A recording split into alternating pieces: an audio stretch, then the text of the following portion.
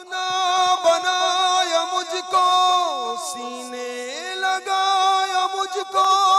اپنا بنایا مجھ کو، سینے لگایا مجھ کو، جو بھی ہے میری وقعت عطار کی بدولت، مجھ کو ملی ہے عزت عطار کی بدولت۔ ایک عوام ہے، ایک تعداد ہے جسے اپنی زندگی کا بنیادی مقصد ہی یاد نہیں رہا کہ ہم دنیا میں آئے کیوں ہیں، ہمیں پیدا کیوں کیا گیا ہے، ہم کیا کر رہے ہیں، کیا کھیل تماشے کے لیے ہم دنیا میں آئے ہیں، یا اس طرح جس طرح ہم جی رہے ہیں کیا اس طرح جینے کے لیے دنیا میں آئے ہیں۔ تو آج انشاءاللہ تعالیٰ میں بیان میں آپ کو جینے کا مقصد بیان کروں گا کہ ہم کیوں جی رہے ہیں، ہم زندہ کیوں ہیں، ہمیں دنیا میں بھیجا کیوں گیا ہے، اپنی زندگی کا مقصد سمجھیں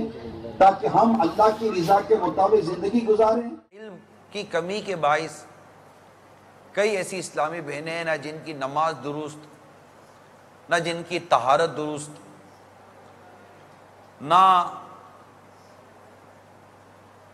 ان کی تلاوت کرنے بیچاریوں کو آتی ہے، کیونکہ علم دین سیکھنے کا ایک تو جذبہ نہیں ہے، اور بعض صورتوں میں تو ان کو نماز کے اوقات کا پتہ نہیں ہوتا، یہ نماز قضا بھی کر دیتی ہوں تو کچھ نہیں کہہ سکتے۔ جب بندہ نیک کام اخلاص کے ساتھ کرتا ہے تو اللہ تعالیٰ اس کے عمل کے عیوب اور خامیاں اس پر ظاہر کر دیتا ہے، بس وہ دوسروں کے عیوب کو چھوڑ کر اپنے عیوب و نقائص دور کرنے میں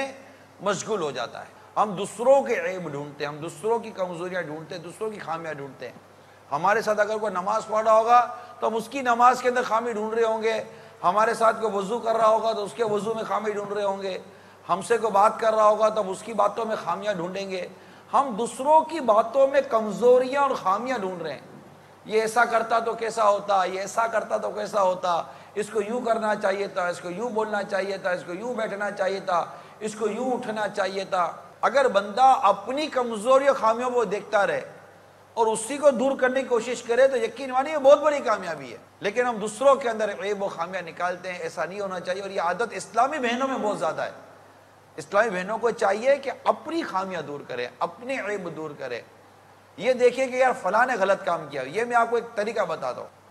فلاں نے غلط کام کیا، آپ کو لگا یار یہ صحیح نہیں کیا، اور سوچئے کہ کہیں میں بھی تو ایسا نہیں کرتا ہوں۔ بتا بھی 500 درود شریف ہوئے تھے، آپ کا فون آ گیا میرے کو 1000 پورے کرنے، 1200 پورے کرنے، یہ سارا بیان کریں گے۔ آج تہجد میں آنکھ نہیں کھلی تھی، جیسے کہ روز تہجد میں آنکھ کھلتی ہے نا، آج نہیں کھلی تھی،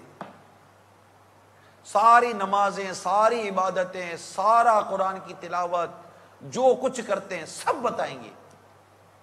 ارے کیا ضرورت ہے بتانے کی؟ آپ کو اس بات سے ڈر نہیں لگتا کہ کہیں ایسا نہ ہو کہ کوئی نیکی میں نے بتائی وہ نیکی میری ضائع ہو جائے گی؟ یعنی آپ نے 10 گھنٹے بیٹھ کر عبادت کی، ایک فون آیا، فون پر آپ نے اپنی عبادت بتا دی، اللہ نہ کرے اللہ نہ کرے اللہ نہ کرے یہ عبادت ریاکاری کی نظر ہو گئی۔ 10 سیکنڈ کی آواز سے، 10 سیکنڈ کی گفتگو نے آپ کے 10 گھنٹے کی عبادت کو برباد کر دیا ہو، آپ کو ڈر نہیں لگتا یار؟ یہ زبان ہماری چپ نہیں رہتی۔